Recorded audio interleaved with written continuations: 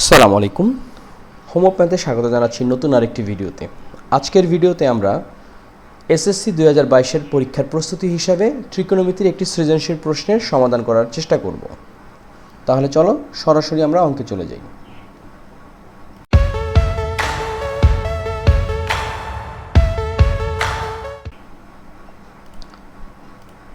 আমরা যদি প্রশ্নটা খেয়াল করি, দেখো এখানে উদ্দীপকে দেওয়া আছে, একটাতে দেওয়া আছে 2 cos a plus b equals to 1 equals to 2 sin a minus b। আর একটা উদ্দীপক দেওয়া আছে cot theta plus cos theta equals to m এবং cot theta minus cos theta equals to n। এইগুলোর উপর বেস করে আমাদের ক, খ এবং গ তিনটা প্রশ্নের সমাধান করতে হবে। তো ক নাম্বারটা যদি আমরা খেয়াল করি, যেখানে দেওয়া আছে tan c equals to 3 divided 4 হয় বা হলে sec c এর মান নির্ণয় করো। তো দেখো এটা যদি আমরা করতে যাই, তো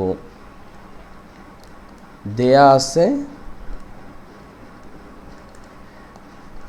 tan c সমান 3/4। একটা কাজ করি, আমরা একটা সমকোণী ত্রিভুজ আঁকি। দেখো একটা সমকোণী ত্রিভুজ আঁকলাম,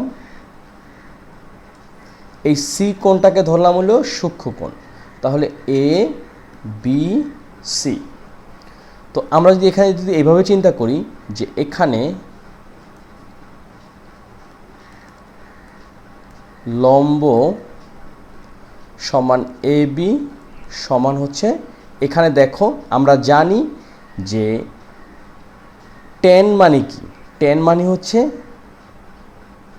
tan সমান হচ্ছে লম্ব ডিভাইডেড ভূমি, তাই না? তাহলে লম্ব এবি সমান কত? 3 লিখলাম 3। ভূমি লম্ব বাই ভূমি, বিসি হচ্ছে ভূমি, তো বিসি কত? 4। কারণ দেখো tan সমান লম্ব বাই ভূমি, এখানে কত আসতেছে? 3/4। একটু জাস্ট আমি একটু এমনি লিখলাম। তাহলে ভূমি কত? এখানটাতে আমরা এইভাবে লিখতে পারি, সমান লম্ব ডিভাইডেড ভূমি। তাহলে ভূমি কত? ভূমি হচ্ছে বিসি সমান 4।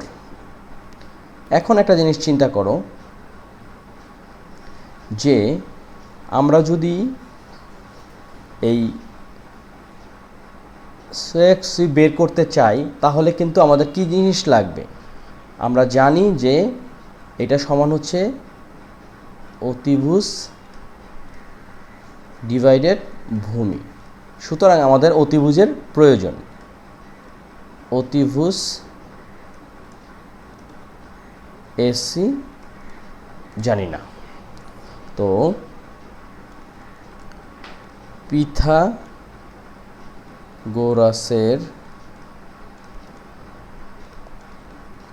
উপপাদ্য অনুযায়ী খেয়াল করো, আমরা জানি যে অতিভুজের বর্গ সমান হচ্ছে অপর দুই বাহুর বর্গের যোগফল, অর্থাৎ এবি স্কোয়ার যোগ বিসি স্কোয়ার। খেয়াল করো এখানে এবি কত? এবি হচ্ছে 3, তার মানে 3 স্কোয়ার, বিসি হচ্ছে 4, মানে হচ্ছে 4 স্কোয়ার। তাহলে আমরা কত পাচ্ছি এখানে? 9 যোগ 16 সমান হচ্ছে 25। সুতরাং এসি সমান কত? 5। কি করলাম? এটা বর্গমূল করে।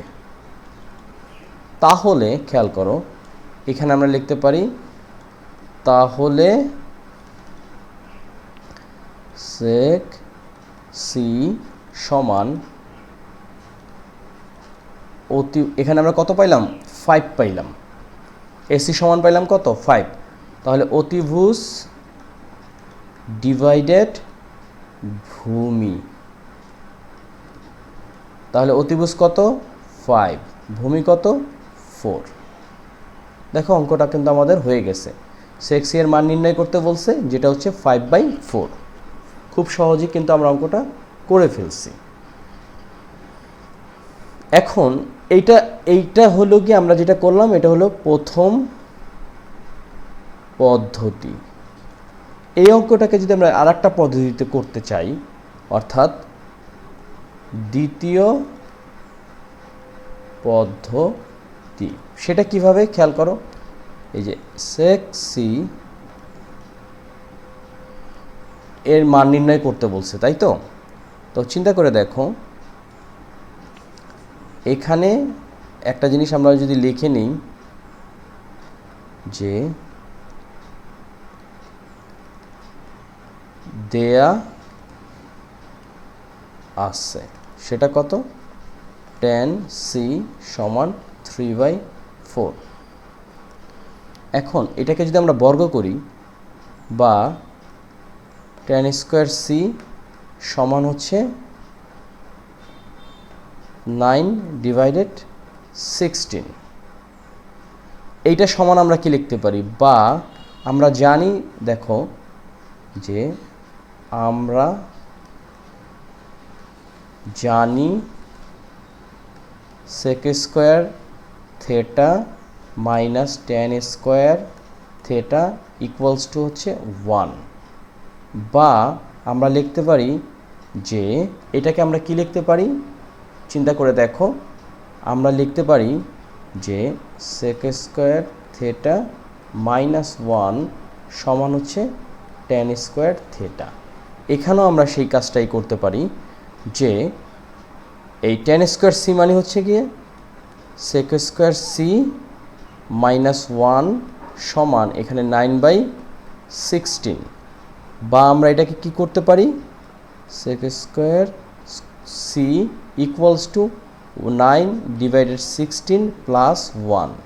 এটাকে যদি আমরা লসাগু করি, তাহলে এখানে আসছে 9 প্লাস 16/16 সমান 16 আর 9 যোগ করলে আসতেছে 25, আর নিচে আসতেছে 16। এখন যদি এটাকে বর্গমূল করি, তাহলে আসতেছে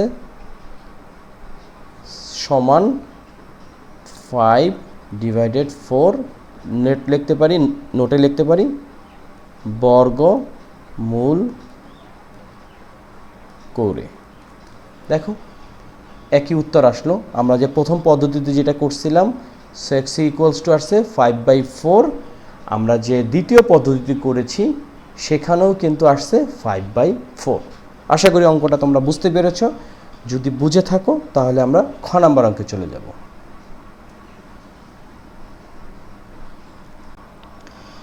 খ নাম্বার অঙ্কটা যদি আমরা চিন্তা করি, দেখো এখানে লেখা আছে cosec 2a এর মান নির্ণয় করো। এই যে 2a, তার মানে কি, প্রথমে আমাদেরকে এই এর মানটা বের করতে হবে। এর মানটা বের করতে গেলে আমাদের কি কাজ করতে হবে? চিন্তা করে দেখো, আমরা যদি একটু পিছনের দিকে যাই, এখানে লেখা আছে 2 cos a plus b equals to 1 এবং 2 sin a মাইনাস b। এই উদ্দীপকটা আমাদেরকে কাজে লাগাতে হবে। তাহলে আমরা যদি এইভাবে লিখি যে উদ্দীপক হতে পাই, সেটা কি আমরা যদি একটু লিখে ফেলি, যে একটা দেওয়া আছে 2 cos a plus b equals to 1 সমান দেওয়া আছে কি 2 sin a মাইনাস b হতে পাই। তাহলে আমরা দেখতে পাচ্ছি কি, এই জিনিসটা সমান 1, আবার এই জিনিসটা সমানও কিন্তু 1। তাহলে আমরা লিখতে পারি, তাহলে কি দাঁড়াচ্ছে, 2 cos a প্লাস b সমান হচ্ছে 1, বা cos a প্লাস b 2 দ্বারা যদি ভাগ করি তাহলে আসতেছে 1/2। এখন খেয়াল করো, cos a প্লাস b, cos-এর সাথে 1/2 এর একটা সম্পর্ক আছে, সেটা কি, সেটা হচ্ছে cos 60 ডিগ্রি। তাহলে আমরা কি লিখতে পারি, a plus b A plus B সমান আমরা কি লিখতে পারি, এ প্লাস বি সমান আমরা লিখতে পারি 60 ডিগ্রি। এটাকে ধরলাম 1 নাম্বার। আবার এখানে কি দেওয়া আছে, 2 sin a মাইনাস বি সমান হচ্ছে 1। এটাকে আমরা কি লিখতে পারি, sin a মাইনাস বি সমান 1/2, বা আমরা কি লিখতে পারি, sin a মাইনাস বি 1/2 এর সাথে সাইনের একটা সম্পর্ক আছে, সেটা হচ্ছে sin 30 ডিগ্রি। তাহলে কি লিখতে পারি আমরা, সুতরাং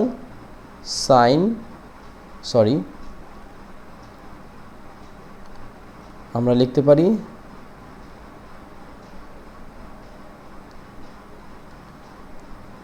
a মাইনাস বি সমান 30 ডিগ্রি। এখানে এটা কি ছিল, এখানে ছিল হচ্ছে sin 30 ডিগ্রি, তাই না? এখানে হবে sin 30 ডিগ্রি। এখন চিন্তা করে দেখো, এখানে আমরা দুইটা সমীকরণ পেলাম, একটা হচ্ছে 1 আর একটা হচ্ছে 2। এই সমীকরণ 1 আর 2 যদি যোগ করি,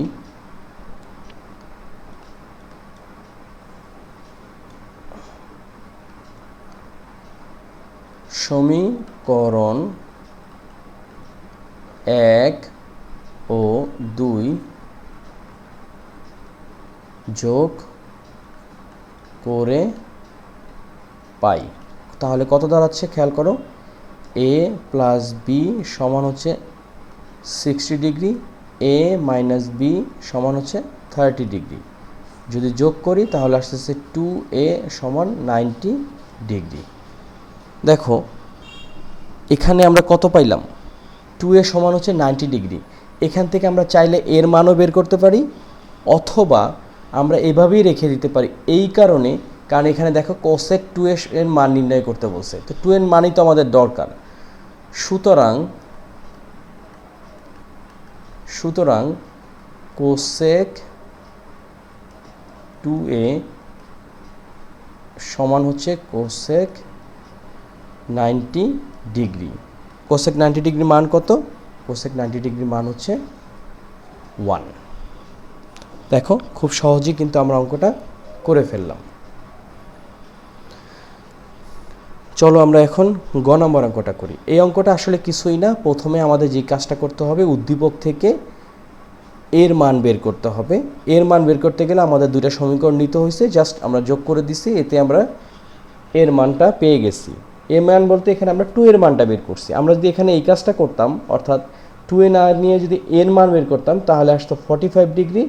তখন এখানে আবার কি করতে হইতো, গুণ করতে হইতো, 2 গুণ 45 ডিগ্রি। তো এই হচ্ছে আমাদের অঙ্ক খ নাম্বারটা। চলো আমরা এখন গ নাম্বার অঙ্কটা করি।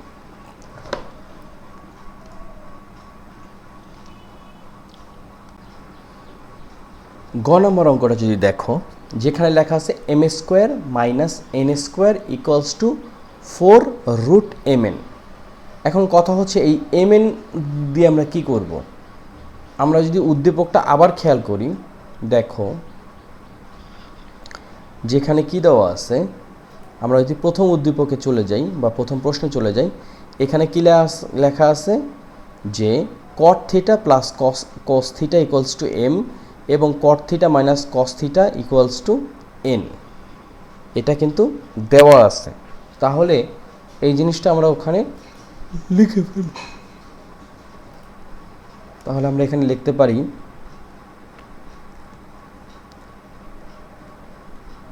আমরা এইভাবে লিখি, যেটা সুবিধা হবে, যে উদ্দীপক হতে পাই।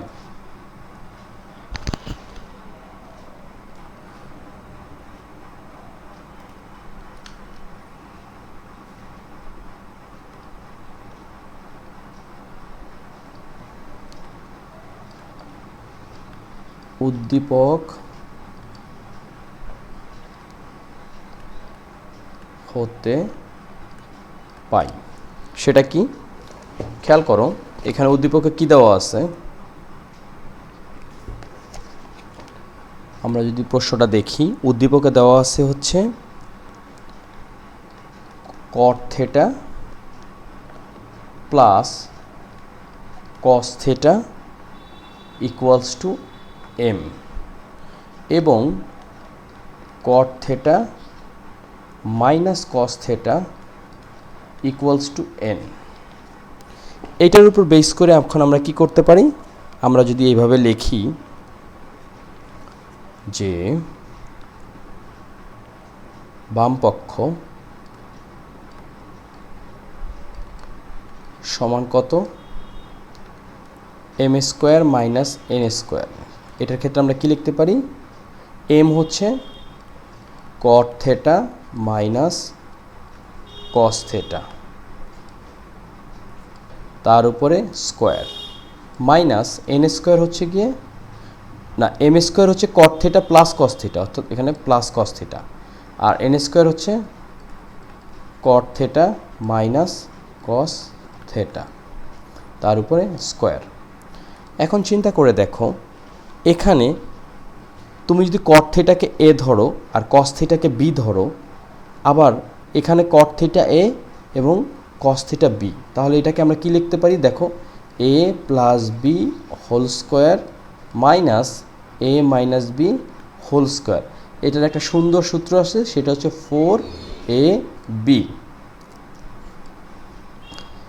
এখন চিন্তা করে দেখো, এটার এগেনস্টে আমরা কি লিখতে পারি, তাহলে 4ab, তাহলে 4 cot theta এবং cos theta এটা আমরা লিখতে পারি। যেহেতু আমরা জানি যে a plus B whole square minus a minus B whole square equals to 4ab, যেহেতু এখানে এটা আমরা লিখলাম, তাহলে আমরা একটা কাজ করি, আমরা এইখানেটা কেটে দিই। এখন আমরা কি কাজ করতে পারি, দেখো আমাদেরকে একটা বের করতে হবে কি 4√mn। এখন খেয়াল করো, আমরা যদি এইভাবে এই কাজটা করি, দেখো 4 এইটাকে যদি রুটের আন্ডারে নিয়ে যাই, তাহলে আমরা কি পাচ্ছি, cot স্কোয়ার থিটা আর হলো cos স্কোয়ার থিটা। ওকে, এখন আমরা যে কাজটা করব, mn অর্থাৎ আমাদের হতে হবে কি, এখানে m হচ্ছে cot theta plus cos theta এবং n হচ্ছে cot theta minus cos theta, এই বিষয়টা আমাদেরকে ঘুরিয়ে ফিরিয়ে নিয়ে আসতে হবে। তাহলে আমরা কি কাজ করতে পারি, খেয়াল করো, 4 এই cot থিটা যেমন আছে থাকুক, cot স্কোয়ার থিটা, আর cos থিটাকে আমরা কি লিখতে পারি, খেয়াল করো cos থিটাকে আমরা কি লিখতে পারি, আমরা লিখতে পারি হচ্ছে 1 মাইনাস সাইন স্কোয়ার থিটা। যদি তাই হয়, তাহলে এটাকে আমরা আবার একটু যদি বিশ্লেষণ করি, 4 এখানে কি আসতেছে, cot square theta minus cot square theta into sine square theta, এখানে একটা থিটা হবে। এইখানে যদি আমরা এখন লিখি, দেখো 4 তো আসেই, এখানে আছে cot স্কোয়ার থিটা। এখন দেখো, চিন্তা করে দেখো, cot স্কোয়ার থিটা মানে কি, cot স্কোয়ার থিটা মানে হইতেছে গিয়ে cos square theta divided sine square theta into এখানে কি আছে, সাইন স্কোয়ার থিটা আছে। এই সাইন স্কোয়ার থিটা আর সাইন স্কোয়ার থিটা যদি আমরা কাটাকাটি করি, তাহলে আসতেছে এখানে 4 cot square theta minus cos square theta. দেখো আমাদের অঙ্কটা কিন্তু মোটামুটি হয়ে গেছে। কিভাবে সেটা, 4 এখানে এটাকে আমরা কি লিখতে পারি, a স্কোয়ার মাইনাস b স্কোয়ারে যদি চিন্তা করি, তাহলে cot theta plus cos theta, আবার আমরা লিখতে পারি cot theta minus cos theta. চিন্তা করে দেখো 4 এইটুক মান যেটা আছে, এইটুক যে মান আছে এটার পরিবর্তে আমরা m লিখতে পারি, এটার পরিবর্তে n লিখতে পারি। তাহলে আমরা কি লিখতে পারি? আমরা লিখতে পারি সুন্দর করে যে m n, এটাই হচ্ছে ডান পক্ষ। দেখো আমাদের বাম পক্ষ সমান ডান পক্ষ কিন্তু হয়ে গেল। তাহলে আমরা লিখতে পারি সুতরাং বাম পক্ষ সমান ডান পক্ষ। তাহলে কি হলো? প্রমাণিত। দেখো অঙ্কটা শেষ। খুব সহজ অঙ্কটা করে ফেললাম। এই ধরনের অঙ্ক কিন্তু পরীক্ষায় অবশ্যই থাকবে। আমাদের চিন্তা করতে হবে যে ফল কি আছে এটার কথা চিন্তা না করে ফল কিভাবে ফলের দিকে নেওয়া যায় সেভাবে ধীরে ধীরে পদক্ষেপ নেওয়া। একটা জায়গা থেকে কিন্তু আমরা অন্য একটা জায়গায় চলে আসলাম। তো এই ছিল আজকের আমার লেসন। খুব দ্রুত আরও কিছু ভিডিও নিয়ে আসবো 2022-এর এসএসসি পরীক্ষার্থীদের জন্য। ততদিন পর্যন্ত তোমরা সবাই ভালো থাকো, সুস্থ থাকো। আল্লাহ হাফেজ। আর একটা জিনিস বলে রাখি, যদি এই ম্যাথ রিলেটেড বা অন্য কোনো ম্যাথের নিয়ে কোনো তোমাদের সমস্যা থাকে তাহলে এই হোম অফ ম্যাথ এটা একটা ইউটিউব চ্যানেল এবং ফেসবুক পেজ, দুইটা জায়গাতেই তোমরা কমেন্ট সেকশনে জানাতে পারো। আমি চেষ্টা করব নতুন কোনো ভিডিও দিয়ে নতুন নতুন সমাধান করার। তো সবাই ভালো থাকো, সুস্থ থাকো।